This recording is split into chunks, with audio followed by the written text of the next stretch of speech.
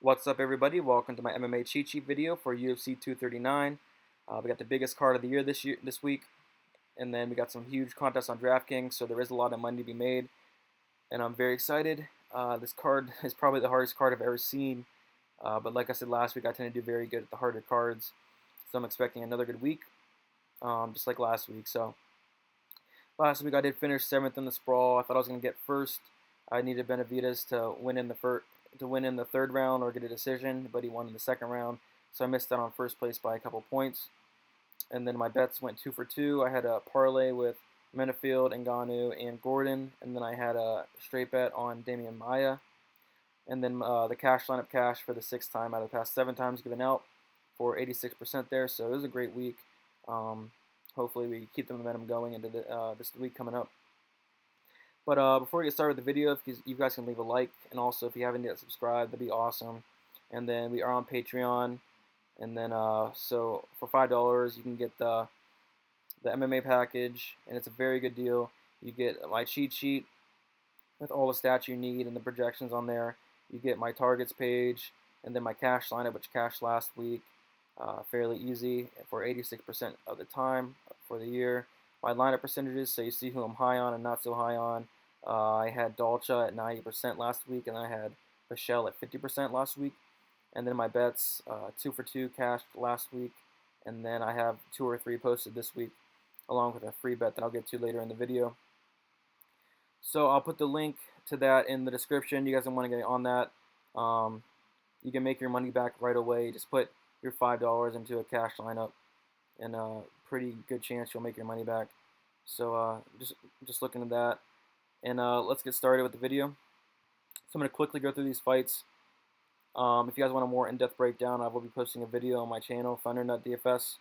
But I'm just going to quickly go through these fights. The fighters in bold are my picks to win. Like I said, I feel like I wouldn't be surprised if all 12 of these fighters won, all the 12 favorites won. So it's just one of those weeks. It happened before this year where all 12 favorites won. So it's not too uncommon. And I feel like this could be the week where it happens again. But so for the first fight, you got Julia Avila versus Kianzad. I like Avila to win this fight. I think she's going to bring pace and pressure, and she does have the harder hitting ability, and I do think she has a chance to get a knockout. But if she does not get that knockout, 8,600, I think you can go elsewhere. I'll be having a little bit of her due to the fact I think she could get that knockout. But Kianza is interesting because there aren't really many dogs on this fight. And she is like a plus 200 favorite, which makes her like one of the closest underdogs on the card. So I don't mind a shot at her, but it is the first fight of the night. So I tread lightly. You don't want your whole night to be ruined after the first fight. Nardiev versus Rencounter. Nardiev, I just like the guys above him and the guys below him a little bit more, but I do think he's going to win. I don't know if he'll get that. I don't know if he'll get that finish. He does have a plus 115 inside the distance prop, so I don't know if he's going to get that finish. But he is a good play. I'll be having a little bit of him, but like I said, I do like the guys above him and the guys below him a little bit more. And then next we got Edmund Shabaza versus Jack Marshman. I do not like Marshman at all. I'm going to fade him. But I do like Edmund a lot. He's a very good inside the distance prop at minus 130. I do think he can finish Marshman. I think he can take him to the ground a couple times, rack up those takedown points, and then get a ground and pound finish or a submission. Marshman has a 22% takedown defense, so I do like Edmund quite a bit here. And then next we got Perez versus Yadong. I see a little bit of love coming in for Perez. I don't think he's really better anywhere than Yadong. I think Yadong's gonna beat him in maybe a 29-28 split decision, or I don't think Yadong's gonna knock him out, although he very well could. Perez has been a little bit chinny, so if Yadong does knock him out, that's gonna be awesome because I will be playing a lot of him, but I wouldn't count on it. Let's see Yadong's inside the distance prop. Yadong has a plus 212 inside the distance, so it's not really crazy, but I do like Yadong to win. I'll be having a good amount of him. Next, we got Gadelha versus Marcos. This is a very interesting fight.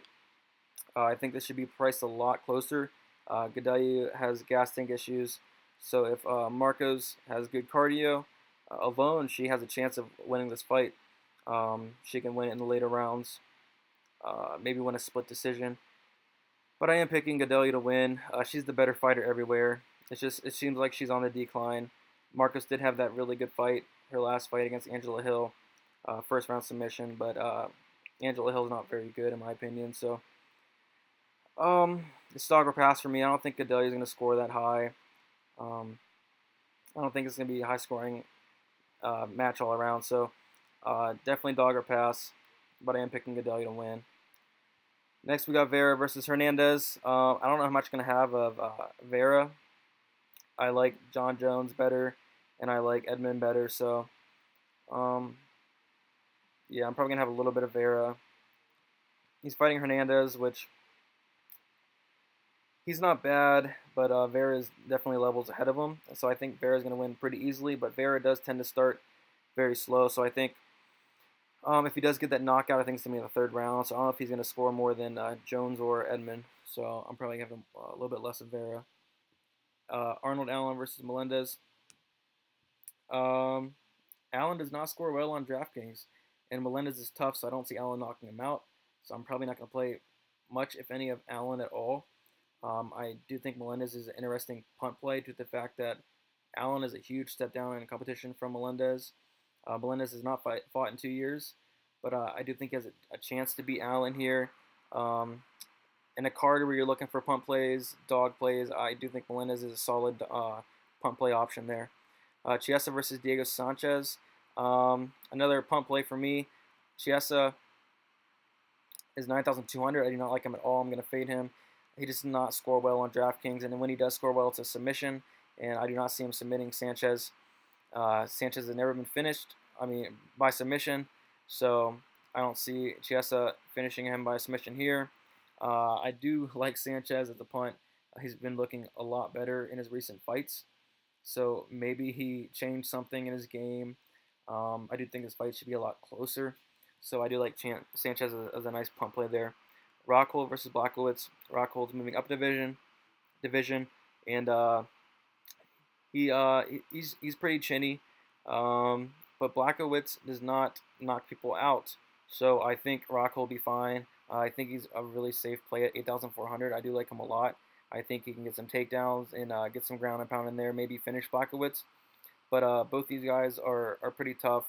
I do not see Blachowicz finishing Rockhold. I think Rockhold's chin's going to hold up. Moving up in weight is probably going to help his chin, and Blachowicz doesn't really knock people out regardless. So I do like Rockhold quite a bit. Next, we got Masvidal versus Askren. This is a very interesting fight because it can go either one way. It can go two ways. Masvidal can stop the takedowns and just beat Askren up on the feet. Askren has no hands at all, or Askren's just going to smother him for 3 rounds. I don't know how much I'm going to have him of Askren because he is 8,700. He has no hands. I believe he landed 0 strikes, significant strikes in his last fight. So I do like Masvidal as a nice dog play in a fight card where there's not many dogs. I do like Masvidal as a dog, just in case he does stop those takedowns and can beat him up. Has some good scrambles and gets back to his feet. He has the huge advantage on the feet. So I do think it's a very good dog play. Nunez versus Holm. I expect Nunez to actually knock Holm out here. I see a lot of people saying it's not going to happen. Holm is tough, but Nunez is a whole other animal. I do think Nunez is going to get the finish here. 9,100, I'll be having some of her for sure. Holm, I'll probably stay away from, but I do like Nunez. I think she's going to get the finish. Maybe 3rd round, 4th round. But I think she's going to get the finish regardless. And then John Jones versus Santos. Yeah, I like John Jones to win this fight fairly easy. But it's MMA, and Santos has that puncher's chance. 6,600. I'm not gonna lie. I'm gonna be playing some Santos here. I don't mind a stack in cash due to the fact that Santos does have that puncher's chance. He could get that knockout, But ultimately, what should happen is John Jones should get that finish in the first or second round, score very highly, and I think he will pay off that $9,600 price tag.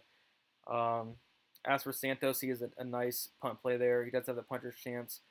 Uh, I learned a long time ago not to pick against John Jones, and I definitely am not going to here in this spot. So I do like John Jones a lot. I'll be having a good amount of him, but I'll also be having some Santos as well. All right, here's my targets page. You got John Jones, Luke Rockhold, Yadong, and Shabaza for my core plays. These are the guys I'm most comfortable with. Rockhold, Yadong, 8,400 and 8,500. I think you're going to need to play these guys. You can't play all the 9,000 guys. And then John Jones, I like him in cash.